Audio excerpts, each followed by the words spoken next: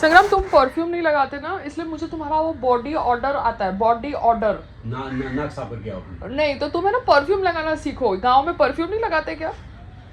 मतलब तुम डिओड्रेंट भी नहीं लगाते हो, परफ्यूम भी नहीं लगाते हो, तुम स्मेल मारते हो बाबा। मैं इसलिए तुमको 10 बार बोल रही हूँ कि थोड़ा अच्छा सा परफ्यूम खरीदो और परफ्यूम लगाओ अपनी बॉडी के ऊपर, सो दैट तुम अच्छा स्मेल करो।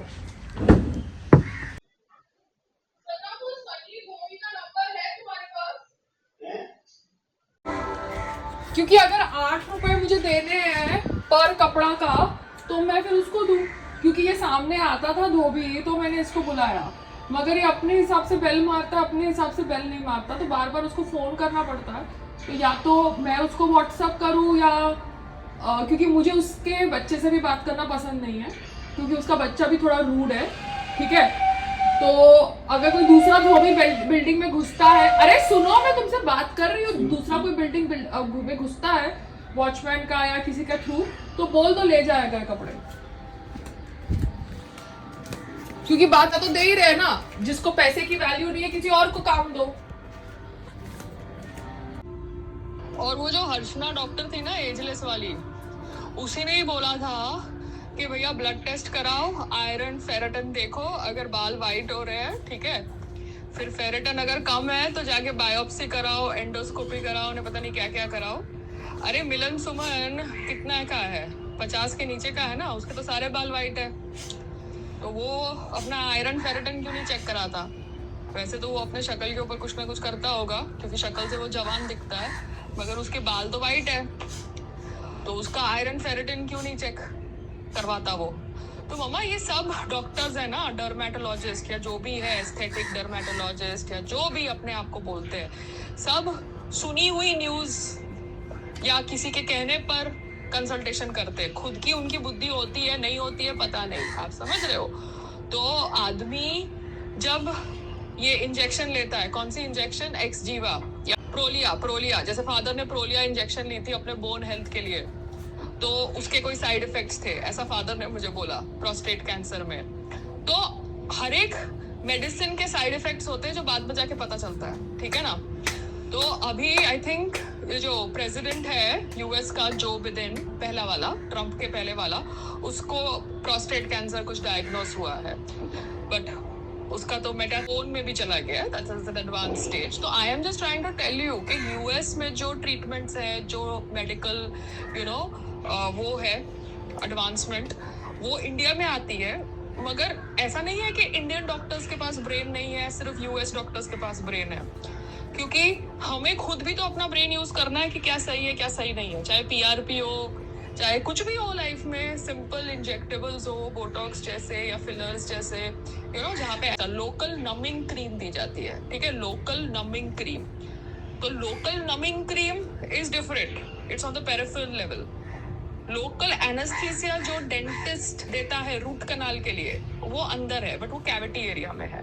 बट लोकल एनेस्थीसिया, ये बंसुरी कह रही थी कि आप दो सर के ऊपर पीआरपी के लिए, वाई बाबा, what logic is that? There is no logic, no, local anaesthesia देना, इट इज पेनफुल।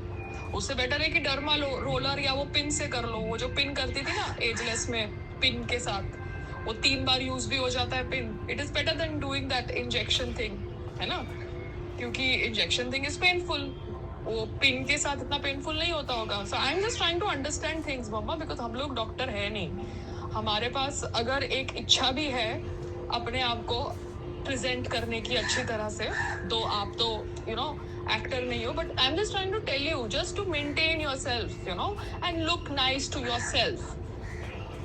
तो भी हमारे को सही इंफॉर्मेशन ये डॉक्टर्स नहीं देते।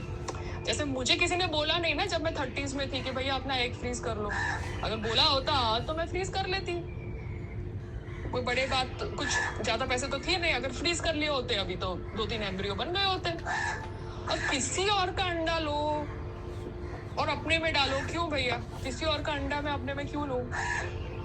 मैं कोई दुकान थोड़ी हूँ एम्ब्रियो उगाने के लिए। अगर मेरा अंडा होता तो अच्छी बात है, मेरा अंडा नहीं है तो अभी किसी और का अंडा मैं अपने अंदर क्यों लूं भैया? I am not a place to harvest, no, मैं खेत नहीं हूं ना, that's the thing. So anyways, I am just trying to put across my thoughts. Okay, bye.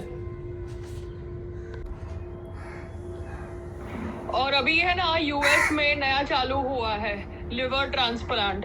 ये एक नया वहाँ पे फैशन हुआ है। एक कोई एक्ट्रेस थी जिसका आई थिंक कुछ डायबिटीज का इन्होंने बोला था, यू नो, डायग्नोसिस, फिर बोला कि भैया उसने लिवर ट्रांसप्लांट किया।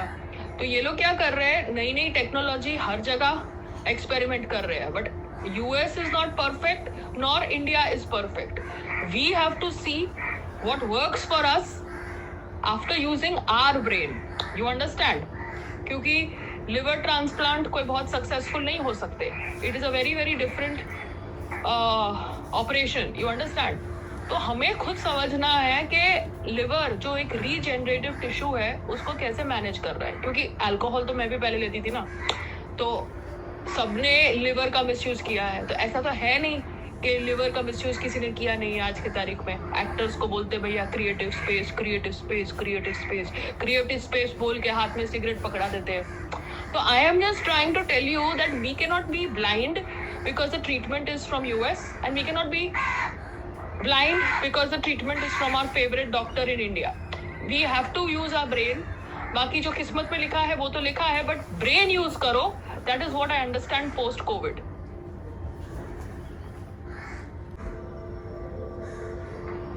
क्योंकि नानी के टाइम पे हमने डॉक्टर्स पर ब्लाइंडली बिलीव किया था ना, डॉक्टर्स पर ब्लाइंडली बिलीव, और डॉक्टर्स एंड तक उसका डायग्नोसिस सही नहीं कर पाए। एक के बाद एक दूसरी दवाई दिया जिसकी वजह से शी गॉट अ स्ट्रोक, ठीक है ना? They were not able to diagnose her problem properly, give her a proper treatment plan. So understand this that we can not blindly believe even the doctors, चाहे वो India के हो या US के हो। अपना दिमाग यूज करो, अपने सिम्टम्स देखो और देखो क्या वर्क करता है तुम्हारी बॉडी पे।